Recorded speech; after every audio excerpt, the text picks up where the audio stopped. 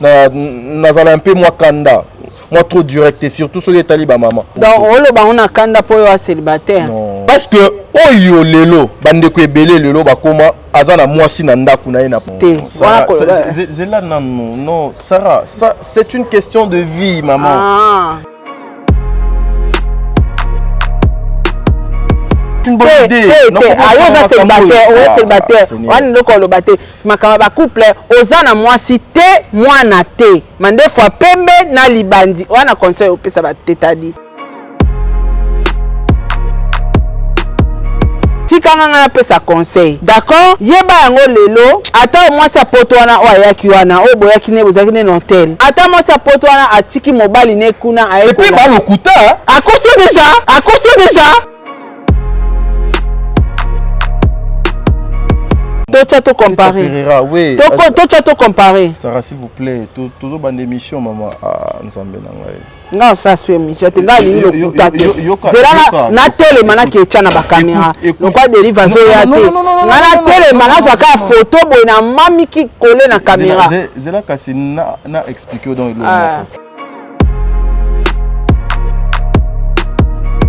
Ni ce téléphone. C'est le téléphone que j'utilise. Bimi ce téléphone. Mais c'est le téléphone que j'utilise. Bimi ça. Mais c'est le téléphone dans la salle. Bimi ça kasité. Mais Sarah, et ça ba téléphone dans la journée. Son bani. Bimi ça. Problème na yo ezani. Téléphone na sort le yete. Bimi ça téléphone. Na tout ni problème na yo ezani. Problème na ça dans mon téléphone. Did somebody say that Majabu Gospel is coming to the United States? Yes. Majabu Gospel is coming to America.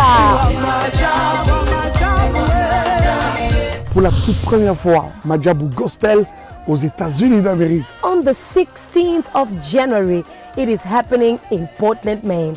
An amazing, life-changing and epic concert. Et le 23 janvier 2022, bien sûr, à Dallas, Texas. Je peux m'imaginer combien la gloire de Dieu sera présente. For 2022 is gonna be glorious. The whole Majabu Gospel team will be there. And we cannot wait to share this moment with you. Retenez ça très bien. Le 16 janvier 2022, nous sommes à Portland, Maine. Et le 23 janvier 2022, à Dallas, Texas. Invite a friend, save this to date, because you don't want to miss it. And I hope to see you there. Soyez bénis.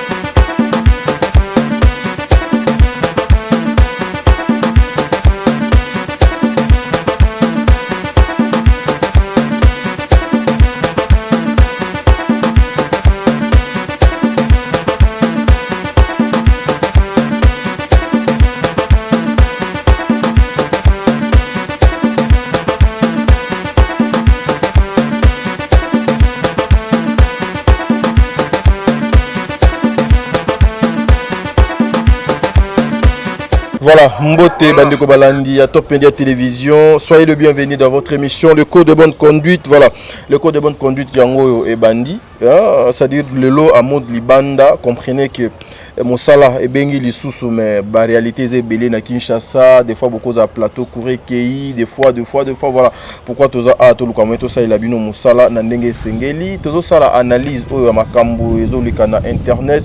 Nous avons appris. Il paraît que que Herman Kasongo azali moninga nanga frère nanga azali recherché par rapport à meurtre mobu to ebité so za solo so ki pe za lokuta so ki pe bazo créer ba problème to ebi nanu pena source ya makambo wana te to kuluka pe to sala analyse sur dossier wana to koya lisusu na dossier ya kulutu na biso Jani Faye Pirvier ya Saratola la Tola yepé asola vraiment très bien avec le vieux Jani Faye il paraît que babwaki libanda moi si abengani alobi trop c'est trop a combiné dana suka abwaki libanda akinoko sala vie na ye et c'est akoli tokolongwa pe lisusu wana mbangu tokoyana o etali libération ya Ferregola beaucoup de personnes bazo kozela Ferregola akoloba Ferregola akobimisa des choses oyo bino peut-être bo koki ko imaginer et puis aussi sa fille yango il paraît que atiki na ye makambo onyo sabanaki ko sala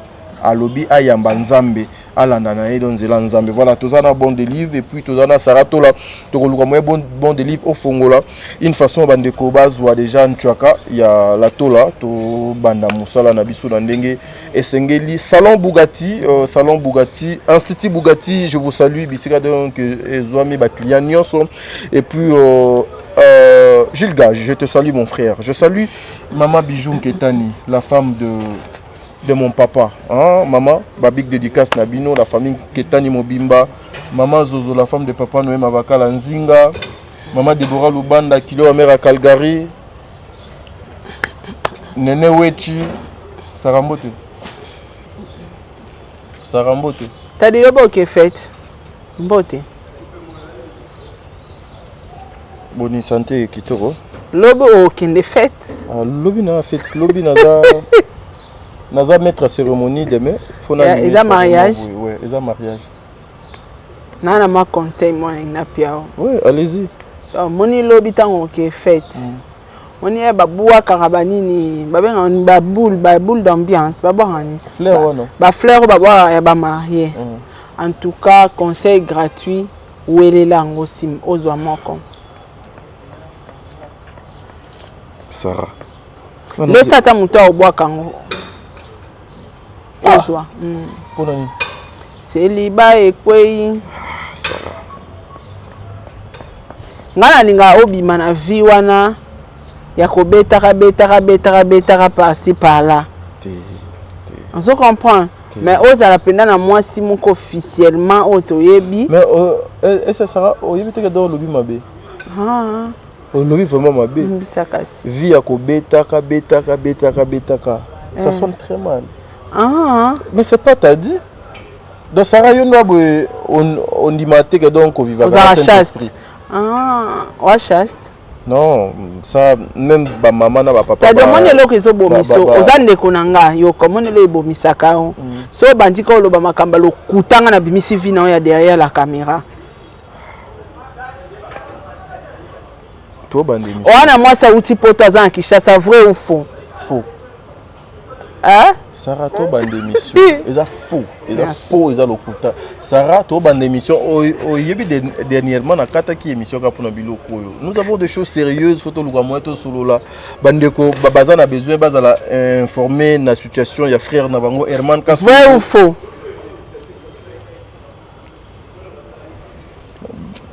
Qui t'envoie des photos montées comme ça? Dérivé. Tu as la photo montée kuna. Abi ya monté. Batunde ba otala ba oyeba ke ba photo c'est vrai da ba photo moi. Obini kasi. Ça c'est ma vie privée. Ah. Et koki kozala biso to lekaka na ba etando ike. Toi na vacances boy. Bandeko babalanda biso. Papa Diego je vous salue bisika des hommes bino.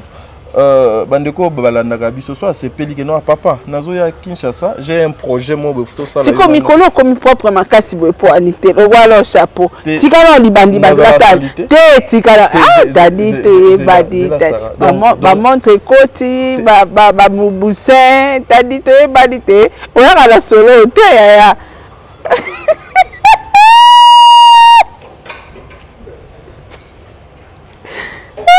Dadi au comment tu as la belle ou bien le balabelo à poto wana c'est toi balabelo ka wa Kinshasa ça mais intérêt ya nyonso et les animes Loa ka chapeau.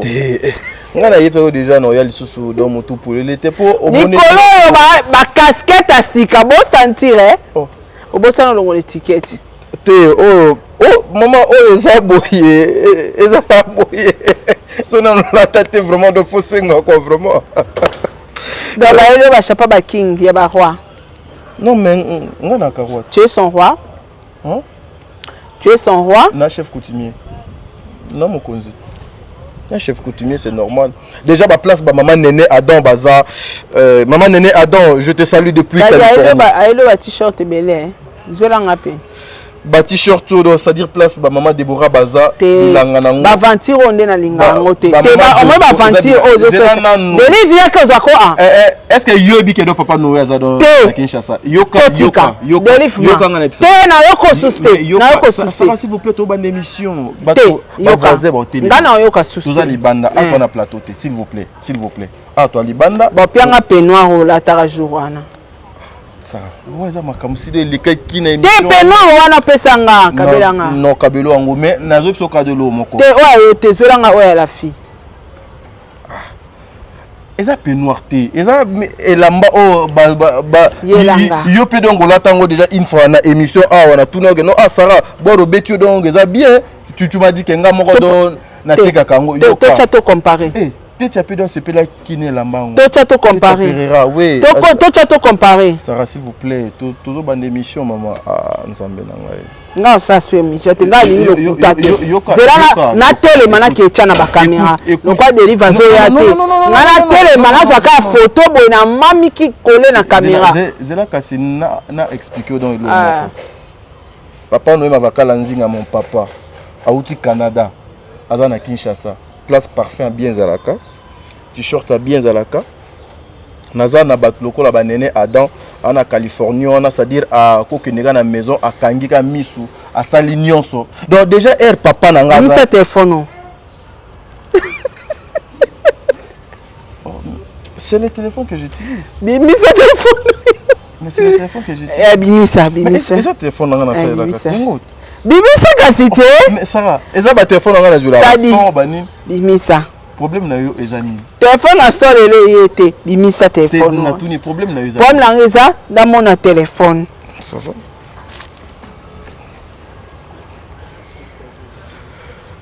on a habité téléphone en wiki mais c'est quoi wapi pays ça téléphone kuna on a habité vraiment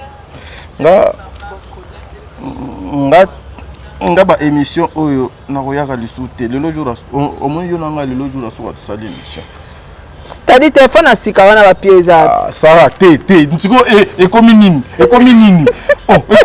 tadi ba pie téléphone na sika na pesinga téléphone na sika ba yela to téléphone na sika pa moi ça na uti Hollande ni l'accès téléphone l'accès téléphone sauter ensemble so Sarah exacté je te dis ma sœur dimelanga ko tala eza na ser moko a kozala atala tadinga la pa aya okanza makambo ya solo maman moi si je ma femme je dois être fier na ye bon micro vrai ou faux code de téléphone ya kombo moi si eza solo parce que eza kombo ya mwana na ngali boso donga na bota yango na chango code ya téléphone ça va genre mibala besco hein abim ya tadi yo ozemisa na moi cité na vie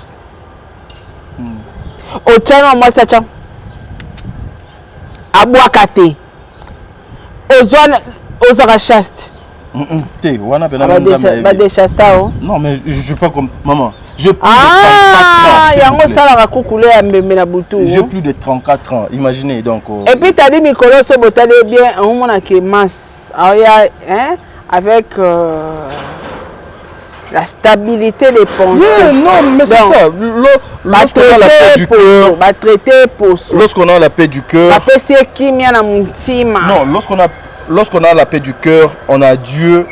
Nazana, notre code dans le téléphone, comment bijou. Bijou. Donc ça dire bijou.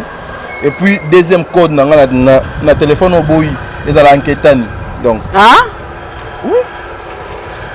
Mais c'est ça, ça ba kombo nga linga mingi donc un jour je peux copier ça moko ya bana nanga donc c'est un peu ça. Donc voilà, t'as dit toke musika te bato de ba comprendre qui est derrière toi na ma caméra qui est tadi donc tout ça na bisoka émission tika bato de ba yebela yo ba jeune wana le couteau ya kana na média tout ça l'émission parle tout ça émission na okende voilà Sarah même na côté olo na lokuta na mitwa ba t'as dit tout ça émission soit totika non mais je te ko bakisa maloba te soit totiki mais siko te wana totika kasi te tout ça l'émission tika taka ba charisme tika ba charisme le couteau za na ngwana ko bato ba ondima boni bon yo wana basola ba parfait o yo so ya so la ta chapeau de king o so ya la ta chapeau de king mon papa est à Kinshasa c'est normal. Papa n'a pas au Canada dans la Kin. Papa tout ça l'émission. Lorsqu'on a Dieu, on n'a pas peur, il y a Bilou Amokili. Tant aux aïna mako na piscine. Voilà, mesdames, mesdemoiselles et messieurs, émission Tolingato Bandango Awa. Papa Zalaï na peignoir. Je pense que yo Ozali influenceuse, tu regardes aussi les réseaux sociaux, l'arrestation de Ferrego là et Tchaki Makele l'été. Mais Kobima ya Ferrego là non mon ango ezoya na mo pepe moko boya makasi yo sakanate. C'est-à-dire quoi, il est temps la vraie face ou bien grandeur il y a artiste nabiso Ferrego là et Bimanami soit battu. Déjà pour la moi rectification, l'arrestation et artiste et Tchai Makele l'été est sorti na etika de Kocha Makele l'été. Non mais tout le monde en parle Sarah. Non, c'est pas tout le monde. Page tout bazotia. Non, ce n'est pas tout le monde mon frère. frère. Yo pe na page no donc poster Ferrego là. Non. Angui mana ko poster eza deux choses différentes. Oyo kangote na bakwemba to ba betali so bakanga ki faire abimi non. C'est pas le cas avec Papa Wemba. Nyonso wana eza faute artiste, eza faute à communication et artiste entourage. Hein, baza informara bien té et puis baza mal organisé parce que normalement sorti à grand star le roi Ferrego là le lo pena soto tout temps à la musique to longoli ba vie tout wana donc to tikala na fali wana na ferry ozo kalwa ba mito à train rien n'empêche que ba tumsupe baza na sima ba fabrigas ba tebele bele ba na sima mais to tikala na on fali na ferry na biso bango mibale. Alors, on a niveau à faire une abissoana, sorti n'a jamais collé kanengele. Sigo, toke musika te comparé sorti na ngana ya faire banganzambi. C'est bon, na combien qu'on a te hein? Te, mais ça l'analyse, oza chroniquer, on critiquer mon tout titoyen mon tout te. Zoa pas arrestation na nga, aussi pas arrestation à pas pervé. Ba page j'ai posté ba chaîne balobeli en hôtel. Ba chaîne nino ba seli en ba analyse. Ba chaîne nyon sont presque non, c'est faux. Pas ya bande qu'on a pu c'est faux, ba lobeli en hôtel. Ba chaîne déjà ba chaîne ba continue à comme pour les cas les capois ou que l'ango actualité parce que y a ça la clash na ba ken. Mais ba tu ba vanda ba lobela sujet que ba kanga ki star boina boye ba loba nga ba lobela nga ba seli nga ba marche na bato na ye ba te mutu te makolote. On se comprend. Donc, les fautes artistes, les fautes, il y a battu, il y a communication, il y a communicateur, il y a des salariés. Sorti, il y a qui inaperçu pour un grand star. Tout le monde a sorti à Papa Wemba qui est à la raté. Ouais, à la raté. Parce que Babi, il paraît. Parce qu'on n'a pas de preuve que il y a solo, on n'a pas de preuve qu'il y a solo Penda Nani. Ferrego là. Azaki na prison, on n'a pas vraiment de preuves, mais parce que bango balobi, on doit accepter. Il part Azaki na même prison au Papa Mbazalaki. On doit comprendre. Normalement sorti à Star Nabiso, il fallait que ça moi molunge et puis matisse mouké parce que prison pour na Star et matisa bango mouké. On doit comprendre. Alors on a moni ngo eza eyokani penzate. Eyokani nango penzate. Et puis vidéo on a bimisi on est circulé. J'ai pas aimé la façon artiste Azalaki. C'est comme s'il n'était pas vraiment en forme. Il n'était pas en forme premièrement. Qualité à peau nae Zaki qui au côté. Il n'était pas tellement obligé à les canal live parce qu'Azaki n'a état de santé bien té. Et puis des deux, Moto a filmé qui on a mis kabandé on a table à whisky. La vidéo à live wana a outi non na table mais ça ba whisky après il y a une longue star vous comprenez donc au moment qui entourage bateau ba pesa communication à faire ba pia ngo bien té parce que ceux dans bateau belo balinga faire été so ba mona ki ngo banga basala ngo émission parce que nga moni ba whisky. Mais le cas faire ça aimable, ceux qui peut-être fallu on pourrait faire plusieurs émissions pour nos citoyens yango. On se comprend. Mais comme c'est l'artiste au hasard aimable par tous les chroniqueurs, moi ba to basala ngo ba analyse na ba live visité. Mais sinon Papa Hervé hasard na ba communicateur ya mabe. Il n'était pas obligé à ça la sortie wana ya live wana ça. Oui, parce que il n'était pas en forme. Il n'était oui, sérieux, je vis ça.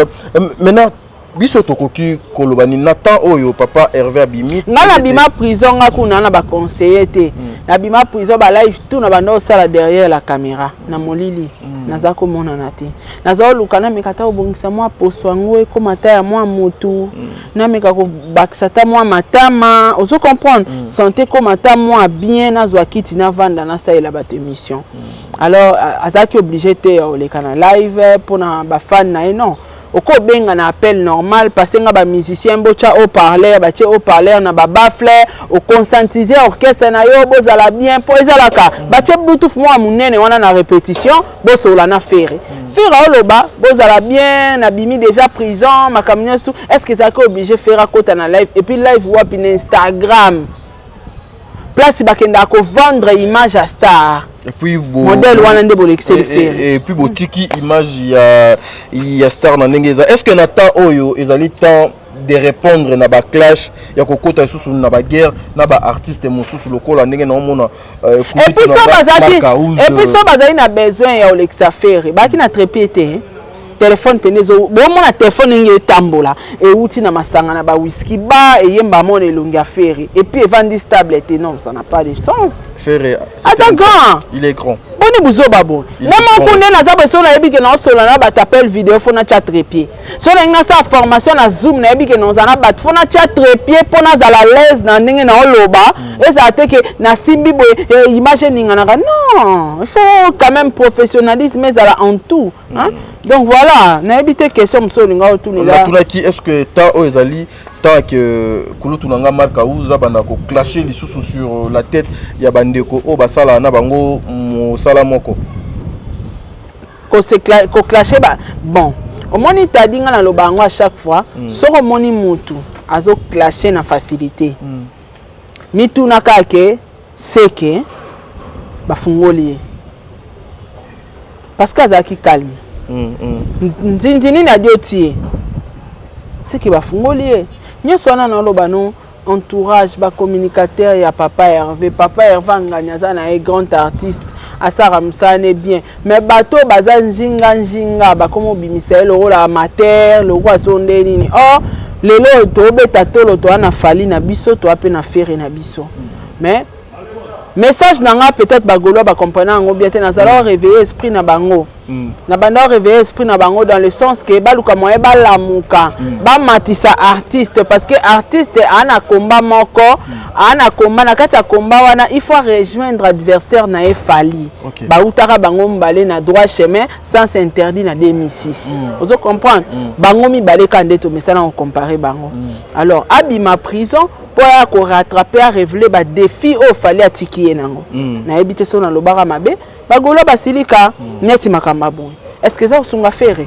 on a été sur le plan professionnel sincèrement nous tous là on voulait voir faire mais na image to monité azali un grand c'est un grand et puis n'habiter tina nango pena ezalaki nini est-ce que c'était obligé mais nzambe kaka dazo lokumu abatela été papa na biso a retrouvé lisusu ba esprit na ye makamu na ye o donc amesana ko sala mais saratola no longwana na ngambu ya musique nazo ya na ngambu ya ba comédien cette affaire il y a papa na biso Johnny Faye je pense que yozali informé na yango analyse nini yokoki ko sala aujourd'hui toujours ba bengana kaka ba musicien na banda babengana kaka ba comédien na bandako babengana kaka ba journaliste na bandako pourquoi kaka biso ba etozwa ka moi grâce à koleka na ba etando ikende makamba boido ekomela biso makamba ve Jani avie nanga na kokina ko confirmer te ke babengani etant que na zué non na téléphone te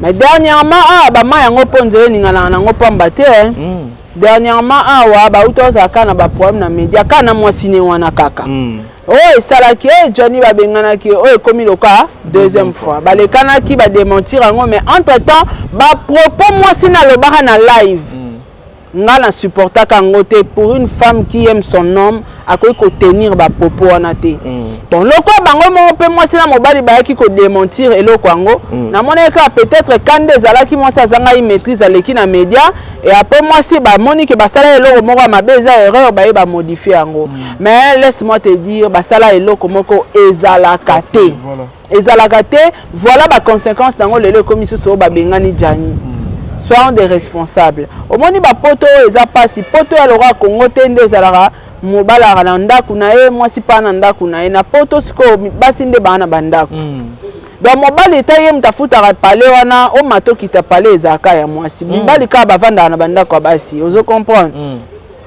mais so mobali so vanda na ndaku no au moni ke esimba suste olobenga na ye aza makangu no ta papa ya bana na oboboti bana solo wana ete papa nga na moni lokwa to suka awa banda komi lengelo luka nzela osa nini okende et puis makamba nga question na ngeza eyaka na réseaux sociaux ko sala nini siko ngapi na baksaka ba changer ka bande ko na biso ngo mitema to eza ka mitemo ba uta na ba courir yepe na yango Kongo basala ndenge nini basala courir basala ndenge nini makambo eleki ngala mbai na ngana kati ya ndako mbala moko na ye nango na ye réseaux sociaux pona sur base de quoi et puis pourquoi tu as biso de retour hein soko ko bengana ye te aki déplacer te soko ko bengana ye o bengana Jani tondimi o bengana Jani mais pourquoi ya ko informer bat na média ke ne azabwe na bengani Jani fai to vivra mutu na kwa na ye boye na boye donc on moni ba propos nyos tunde ko moi si alobaka na live na ye la fois passée et ça ba même problème o ebimi leo na réseaux sociaux pour na Jani fai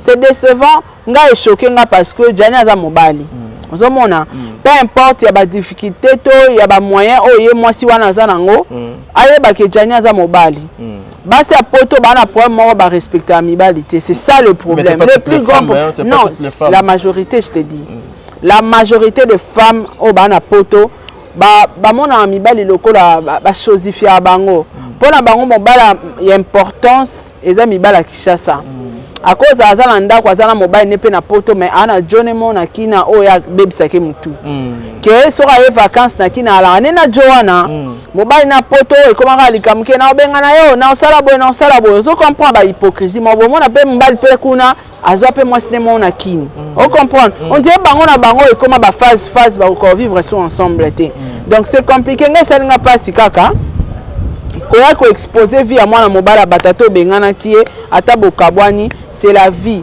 na vie il faut toi accepter ce comme la biso séparation ezalaka mais ya ko ya lango na réseaux sociaux nde ce n'est pas bien en tout cas ça et comme on est à Sabrina comme on est pe na maîtrise oui donc ce n'est pas bien ma chérie ozaki obligé te ya lo bana biso na média que bengani Jani fai nga c'est pe na nga ngote l'autre fois na bengaka yo ka pona makambo analyse ya live osalaka et bimisaka ba propos o nyonso ezo bimalelo OK Jani aza na eloko te avandaka pa na yo tu as tout dit mais ça aussi quelque part ezala pon bande ko na biso ya mibali peut-être manque ya ki responsabilité ko kima makambo o donc esengeli kozanga eloko ya kosala des fois yango na que le femme ba komaka tina niveau ya ko toucher na ba personnalité na bango ça tu vois pas non so mobali azangi na lobe yango clair mutu to aza libre so moni ko lingo kabana na mobali wana parce que a répondre na ba critères oyo lingi te bokaboni ka ici na est-ce que c'est obligatoirement na on a média que na bengani ye akabagate azaboye azandu non ce n'est pas important bengana ye papa au revoir ngana abu pia na ngina sa chemin nga yo pesa la chemin non est-ce que c'est important ko ya na on a média c'est important et voilà nazo bakisaka conseil mo bisika mama Sarah Daouti Koloba affaire oyo et comment régner trop la majorité des femmes en Europe la majorité des hommes aussi en Europe bazali na bamibali na bango na Kinshasa awa bazali na basi na bango na Kinshasa awa o babebisa na kamitu na termo Sara lobi moko baza mwasi na mobali moko bakomi ba camarade moko bakomi ba cousin moko bakomi pire moko bakomi bazo changer ba étape ba combo na ba appellation mais pendant tout ce temps ils sont dans le bêtise et moi je me pose des questions vous gagnez quoi Et on peut perdre nini aujourd'hui si vous avez une seule femme et tu respectes ta femme. On peut perdre nini aujourd'hui si vous avez un seul homme, mobali moko na vie na yo, oyo vivana ye ofanda na papa bana na yo, o respectaka ye pe donc respectaka yo, yo oko perdre nini. Oko gagner nini aujourd'hui lorsque ozaka kana nzoto moko, ozali na motema moko. Mais motema wana eza partagé par 3-4 personnes. Vous allez gagner quoi? Vous allez gagner quoi? Vous allez gagner quoi? Nous avons un seul cœur. Oyo, il faut qu'on linga justement une seule personne et vivre naïe. Moi, ça me fait trop mal et ça me choque. Il y a des mamans qui respectent Bamibali na bango na poto bazé belé. Mais lorsque la majorité au bayaka pour exposer peut-être les faiblesses ya mibali na bango na télévision, moi ça me fait mal. Voilà pourquoi je profite pour dire un mot na ba frère nanga. La femme a ko soutenir yo, a ko ki ko accompagner yo, mais ko ti que la moi si charge nion sauter. La femme yo okoki ko bano sunga même ba arrière parent na ye et ko za la normal. Mais si c'est la femme o akobana ko luka abano sunga ba arrière ba parent na yo et ko komati na niveau un jour atangela yo ba mabunga mina yo. Alors et ko za la malamu lorsque tu es avec une femme linga moi si ndenge omi lingaka moi si pe linga mobali ndenge o mimi lingaka. Fais confiance à ton homme, fais confiance à ta femme. Et les hommes, prenez vos responsabilités à main. Des fois aussi, il y a un manque, il y a babilo qu'on a vous ne voulez pas travailler parce que tout ça, appelle les belés. Bandeko belé na poto balinga gosala te, mais azana besoin ala ta bien, azana besoin afanda bien pendant que azana moisi na bana, o bana na baza sensé. Faut pas qu'il y ait des classes, faut pas lire, faut pas mela, faut pas tambola. Mais au cause charge nyonso au kitisi na moto à moisi. Qu'est-ce que vous attendez? Résultat de Ezalanine. Bon, dénigrer na télévision, bah ko exposer yo. Alors voilà. Et puis na linga qui n'a pas accès donc le comme Sarah. J'ai l'impression que la majorité de personnes herba longwaka Afrique ou bien herbe to lobaka ya biso ya Kinshasa. Herba longwaka Congo, ba ke poto, ba sala raneti semblant ya koboso na ke, bazalaka ba africain ou ba africaine ou baza ba congolais ou bien ba congolaise. C'est-à-dire lorsque vous arrivez là-bas, la femme a la peine na autonomie ya makasi, liboso ya mobali. Constant on a meka ko sala ngo moi trop. La majorité ya bande ko na biso otozala na bango na Afrique ou bien bon, tout le Congo na Kinshasa awa. Ceux qui balongoli kama kolo na bango na Afrique, baké na poto. J'ai l'impression que bakoma ko sala semblant ya ko bossa na culture na origine na bango bisika ba uteli. Lokola soki bakomi na poto baki ko kuta makamu susu kuna ndeti ebebisaka ba cerveau et ambuya kado batu ebeli. Ouais. Tu vois, okomona tu viens lokola moi ça na autonomie na poto mobali aza na autonomie wana te au moins si donc aza nango tu en profites mais tu oublies que ne toi boy toza na culture na biso toza na façon na biso. Encore pour aller trop loin Sarah. Et puis place na monaka buzoba ebele pa ya bandeko na biso ebele. Pour ceux qui font ça, excusez-moi, langage nanga peut-être beaucoup mon nango malamoté, je n'ai pas l'habitude, mais au état la kaba vie à batou, surtout ba vie à ba couple, je suis nazala un peu moi kanda, moi trop direct et surtout sur les talibans maman. Parce que oyo lelo bandeko ebele lelo bakoma azana mwasi na ndaku na ye na poto. Donc olo ba on a kanda po yo célibataire. Non, Sarah, ça c'est une question de vie, maman. Il y a certaines personnes baillé bien mais ba ignora kayango. Alors, laissons-nous parler quand même le Kolanzama Salibiso grâce ma chère. Okozala na mwasi na ndaku. Et sujet hein. Okozala na mwasi na ndaku. Bozana ye na ndaku. Bozo yo kanate. Mais pour na kobana koluka o se consoler aussi moi si na Kinshasa petite mon akine bo solo la bien bozo solo la bien comprendre vivre na ki africain voilà donc bozo vivre la bien mi balé bwana akine moi si pe akoluka jo mo bo ye bazo vivre lokola bazana et puis on a respect lokola moi c'est Kinshasa très poli lokola moi c'est akine mais azo kobo sana respect oyozo pesa ngai onaza na Congo respect oyozo pesa moi si na Kinshasa zwa respect wana pesa moi si na place moko mobali pe pesa moi si pesa mobali respect kolokana bon se transmettre na nos culture wana otoza nango biso toza batu oyo ke non la femme lorsque son homme azoloba ce qui c'est un homme qui respecte sa femme réellement elle azoloba une bonne femme fait quoi? Eh maman, réponds. Une bonne femme réponds. Qui t'a dit ça? T'as dit au balaté. Qui t'a dit ça? Non mais Zela t'a dit ça. Une bonne femme ne va pas répondre à son homme elle pendant que bazana kanda bazo solola. Une bonne femme garde silence. Une bonne femme garde silence. Une bonne femme c'est celle-là au donc ayaka après dispute ya mobali ayebisi papa. C'est-à-dire regarde nyonso tia o pola la yo moko. Oh là, Sarah, ce sont des choses sérieuses. Mais ce sont des choses sérieuses. On va ba rigueur ani. Non, parce que moi ça me choque. Yo za na moi si en okutu na oyo pesa conseil. Ozana ye. Otika tangala lo bate. Non, les femmes de force. Ozana moi si en ozana okutu tata na moi si en ote ayepe na mte ozo sa da makamba bon. Ah, ndenge moi si bato zaki na hôtel. Non, Sarah. Tu sais que des fois, lorsque tu commandes un point sensible, on doit éviter ça. On doit éviter ni. En tout cas, ils ont problème moko, ils ont très capital. Tout ce monde a un pénal tadi na poto, mon a moi c'est mon bali. Baza couple me bayo kanate. Et comment que non? Et tous aganda comment comme to kabola. Chambre. Mon a moi c'est monsieur là na salon, tout mon bal là na salon. Mais quand on a gagné, so ya là na salon, moi quand la place là là wana. Boutou. Très poli na mobalo ya Kinshasa. Bébé, tu sais. Nazoya, nasombelo nini tendresse. Kuna pe mobali tendresse mais bango mi balé.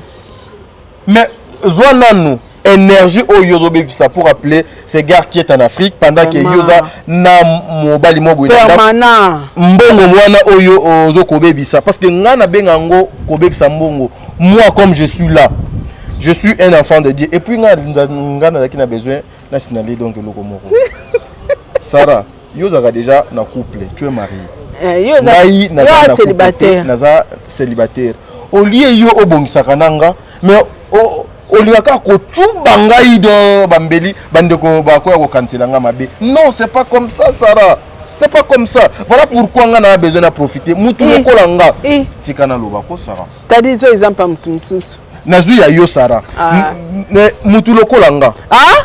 Yoka te Sarah na komi kuna te tika nanu na solola na bande côté Sarah. Okomi wapi te?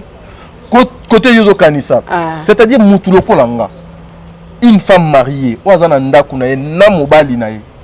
Sincèrement même les bons dieux so bengi numéro nanga de elekate.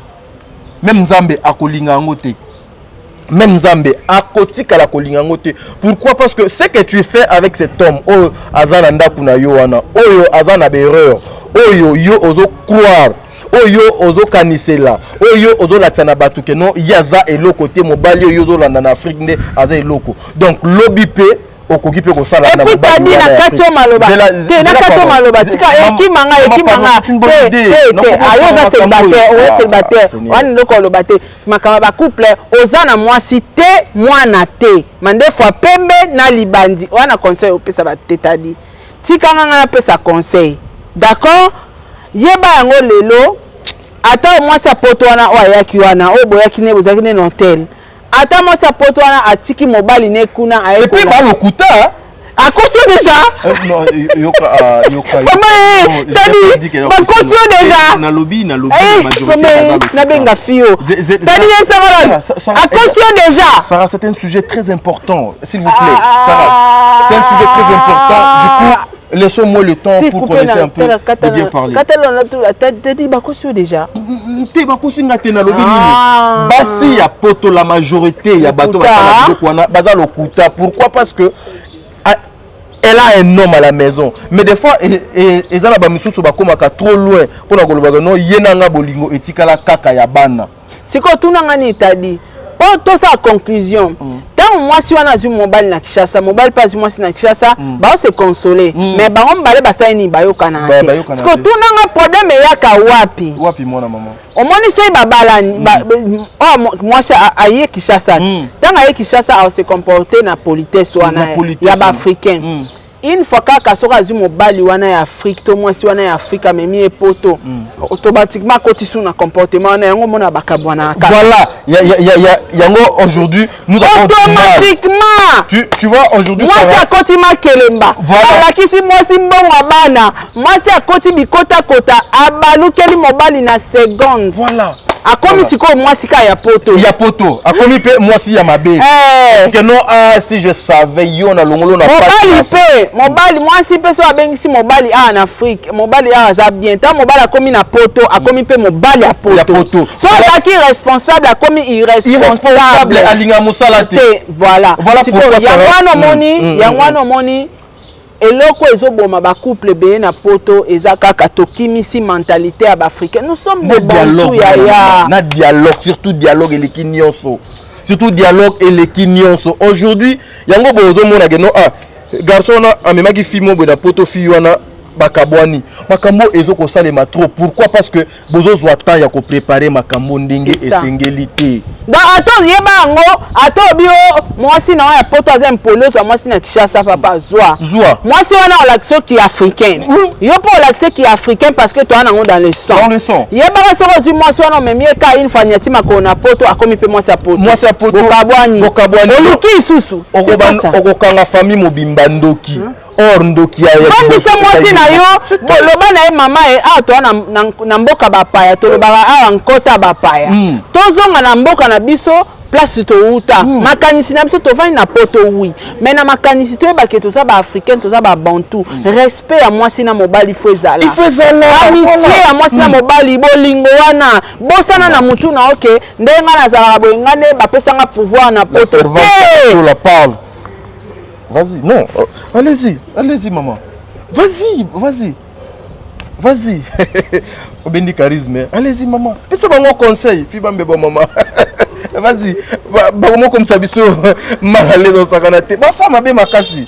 Allez-y, la servante de Dieu. Pitié penza. Ça rappellera. Pour la bande on a biso basi en tout cas il faut que luka moya ya rebongisa to sala ka effort to mizongisa kaka na kinoiserie na ki africain to zonga na pona biso ya ba africain to za ba bantu donc to zonga na pona biso ya ba africain ole to koma ngai moi sa poto mobala poto na moi sa poto na mobala poto biso nyonso to abasi biso nyonso to amibali donc to za batu voilà merci beaucoup bandeko balandi ya Sarah to la télévision bino bae bolanda ka top media télévision émission na bino le code de bonne conduite yango yo ezali important ononga na fandi mingi na poto na koma na mentalité na nga ekoma nango ya poto mentalité ekoma ya poto est-ce que lokola okoma na mentalité ya poto nde etingi yo obando manquer mobali na yo respect est-ce que mentalité ya poto eza synonyme ya ki impolitesse ya kozanga humanisme kati na yo bandeko na biso respectons-nous surtout moi si oyo bikaza moi si na yo respecter ye pesa ye vie oyo yo zanango wana la Bible nous recommande ça linga muninga na yo lokola yo omilingaka et bongo oyo azalaka na yo alambelaka yo aswanyaka bilamba na yo des fois elle gère la maison des fois elle non c'est déjà une partie de ta vie bandeko tadi bino baebo sala biloko tokabwania wa merci ko papa tokabwania bon de livre s'il vous plaît souci ayo bon de livre s'il vous plaît tokati émission bon de livre souci ayo kaka tadi bakosi yo mosa poto yebola lile lobi le mosa poto akosi yo ba escroquer yo ba yibi yo bomwana nalali ni wapi sarati ko koselanga makambo seigneur tala kokate émission te benga zaboye bakosi esko bakosi baelaki oka ba chapeau mama nga mutu akosi na yenga azate da baelaki ka ba chapeau téléphone da bakosi oka bo yo mutu abimisi vérité na lobi que la majorité ce sont de yango lobeli makamba basa poto makasi choqué ndoko ana choc bayibi obo mwana ngane na zabo esara pitié chose ne peut pas passer oh là là mariage, ça fait pas. Bah, escroquer, oh. Tokabona, pardon. Tala. Bon, s'il vous plaît, Tokabona. Merci.